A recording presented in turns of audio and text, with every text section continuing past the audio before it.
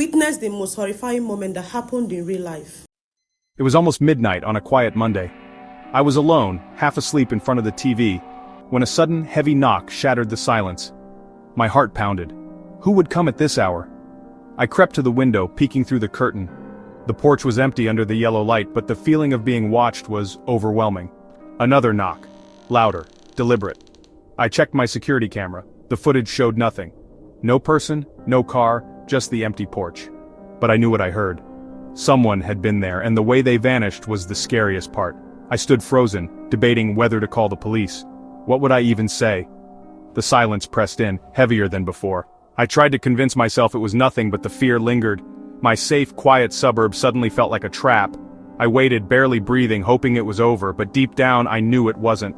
The night stretched on, every shadow now a threat, and I realized nothing would ever feel normal again. Just as I started to relax, the knock returned. Louder, more insistent. I rushed to the window. This time, a man stood on my porch holding a small square package. He wore a plain, dark uniform with no logos, his hat pulled low, hiding his eyes. But his mouth was visible, a wide, unnatural smile. He stood perfectly still, staring at my door, as if he knew I was watching. I used the intercom. "Who is it?" Silence. Then a flat, low voice. "A delivery, for you." He held up the package. My address was on the label, but my name was misspelled, close but wrong. I never ordered anything. No deliveries come this late. The man didn't move, just kept smiling, waiting. Fear rooted me in place. I couldn't look away. The porch light flickered, making his shadow dance. I felt a strange pull toward the door, but I resisted. Something about him was deeply wrong. I backed away, heart pounding, as the knock echoed again. I knew I couldn't let him in. "You have the wrong house," I said into the intercom. "That's not my name." The man's smile widened. "It's for the resident. You must take the package." I tried to call 911. Call failed, again and again. My phone had service, but nothing worked. I checked my smart home system. The screen was frozen. The time stuck at 7 a.m. All my tech, useless. I was cut off, trapped. The man on the porch seemed to know. He never moved, just waited. I checked the back door and windows. Locked. Relief was short-lived. Suddenly I heard footsteps upstairs, slow, deliberate, right above me. I was alone. The man was outside. But someone or something was inside. My blood ran cold. I stared up the dark staircase, paralyzed. The nightmare was just beginning. I crept up the stairs, every step a thunderclap in the silence.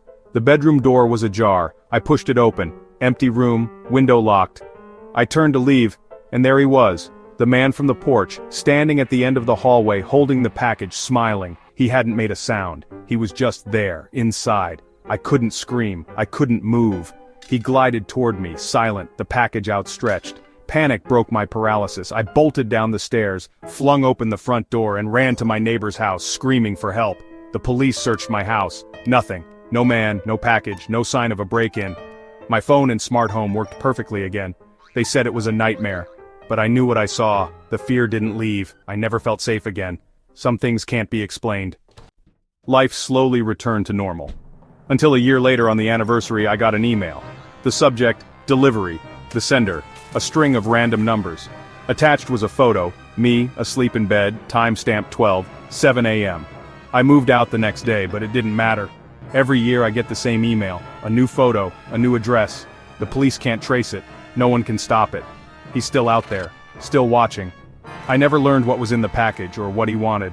But I know this, he delivers at midnight, so if you get a package you didn't order, don't open it. Some deliveries can't be returned, and some delivery men won't leave until the package is in your hands, or until they're inside your house.